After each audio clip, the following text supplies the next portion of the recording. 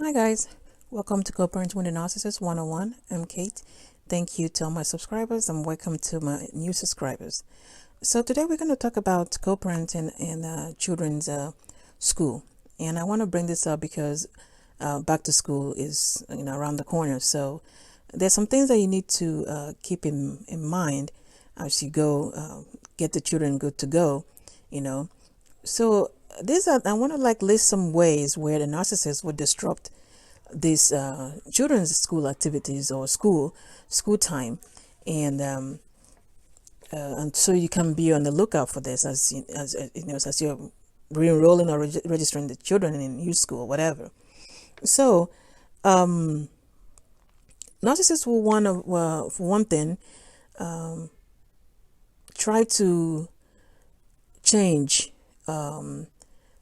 school emergency contact. What do I mean by that? When you enroll a child in school, make sure to keep an eye on, because I think both parents have access, and this is for the people that the narcissists choose, quote unquote, to be in the kid's life, even though we already know that they genuinely do not care.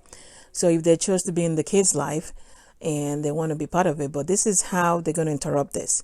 If you sign up a kid, let's say you are the one that, the primary caregiver, the kids stay with you or whatnot, and you sign them up in school, pay attention to the emergency contact, and make sure that is listed for you first, and maybe the narcissist second or whatever, but at least have it know that the first phone call, in case of emergency, goes to you.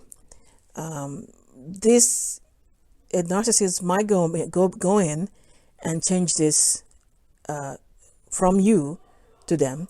Yes, it has happened to me, and that's why I'm talking about this, where he went and changed it to him. Why? Not because he's going to be available when they call, but because, that's trying to go contrary to whatever you're doing, trying to get some kind of word from you, but that did not happen. So from then onwards, as I said, I can pay attention to that. Like I always go and double check as the kids are going back to school soon. I go there and make sure the names are correct. A week or two into it, I go back to make sure that they have the correct contact information and emergency contact. Another way that they can try to disrupt this is by, let's say, going to the school to pick them up early. And this is something you need to have as well. If you are the primary caregiver and there's no prior arrangement of them going to school to pick them up, early or otherwise, this is something you have either with the kids or with the school, where nobody picks up the child without calling you first, or have you only person allowed to pick up the child. Or if somebody else is picking up, like let's say him or her, then they put a call to you that can actually be arranged. They call you and say, okay, this person is here to pick up, even though their names are on the pickup list. They will call you to verify, and you have that clause in place, so they don't just pick up the kids. Another thing is that they will just show up to to school, the kids, and just to either they like I said, pick them up early, or just to hang out with the kids, or I'm coming to I'll go visit the kids or whatever. That has also happened to me as well. And another thing is, like, if you have the kids in an after school program, where the boss or whatever takes them to the after school program, and if you have prior arrangement with the narcissist or whatever, that's maybe they're the ones supposed to pick them up, then this might be something you would have to rearrange, because this is what's going to happen. If they're the ones that are supposed to pick them up from the daycare, and then you guys probably know the daycare have the time limit where maybe 6:30.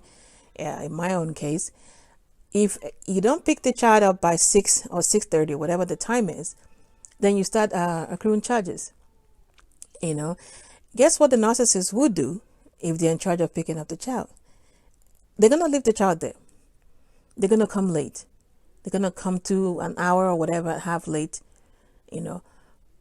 What does that mean? Of course, it means that you that registered the child in the after school program now have to pay extra for that.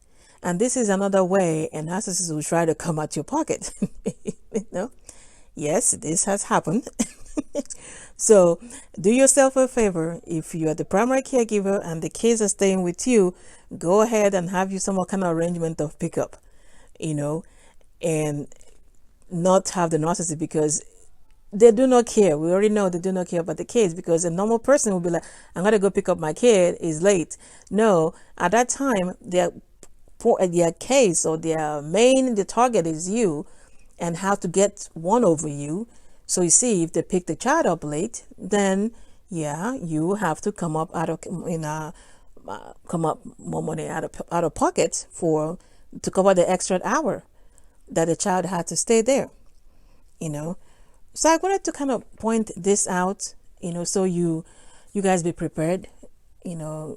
Keep an eye on them, especially the contact information in school. Keep an eye on that, you know. And like I keep saying, at the end of the day, we are parents, whether their kids are staying with you or staying with the narcissist. You know, going back to school is around the corner, and if the narcissist is with the kids, they might end up not getting everything they need to go back to school. That will fall on you. You know, when it comes to this, you know, you got to look beyond narcissist and do what is good for your child. If they don't, you pay them child support, and you know they're supposed to be able to come up with this, you know, and they don't, that does not stop you still from looking out for your child, getting what they need to go back to school. At the end of the day, you have to look beyond the narcissist, because if you start paying attention to the narcissist and not doing what you're supposed to do, then we are morphing into them, you know. And if the narcissist, you live with you are the primary caregiver, and the narcissist, you know, is the one that paying child support or whatever, then you handle your situation, get the kids stuff and whatnot, you know, you're good.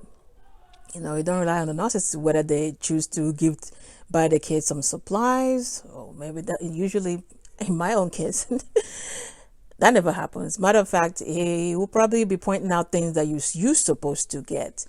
You know, like I said, the aim is hopefully for you to spend a whole lot of money and have less. You know, everything is as an agenda. So he'll go and point out this, and no, you should tell your mom to get that and get that. You know, normal parents will be like, oh, I see these shoes. I know I would like my son to have it. I love my daughter to have it. I'll go buy it and give him, hey guys, this for going back to school. But no, doing that will be doing you a favor. You have to remember that the narcissist doing that is doing you a favor, because at the end of the day, it is about you, not the kids, you know. So guys, summary, pay attention to the school contact information. If you have to sign them up to an after school program, make other alternative arrangement to picking them up, so that the narcissist doesn't come up with ideas of leaving them there to have you pay more money. If they have some kind of clause with the school from anybody picking up earlier that you haven't notified, you know, of course, you have to make sure that you are the one that is the emergency contact. Or if you are not the primary caregiver and, you know, the narcissist is, make sure that your name is there in the contact information, because that's what the narcissist would do. They will take your name off of it, you know. So make sure you are there where you get reports and report cards from the school and how the kids are doing in school. Make sure your name is there. That's you, you know, that's your job, you know. So like I said, summary here, guys, you got to look beyond what the narcissist is doing, because if you start paying attention to what they're doing, then you forgo the kids, you know. So you step in there, you know, and be a parent, because at the end of that's what we are. We are the only parents the kids have, you know. We are the only parents the kids have. You know, so you guys remember that. All right, guys, get your mind right. Everything else will fall into place. Take care.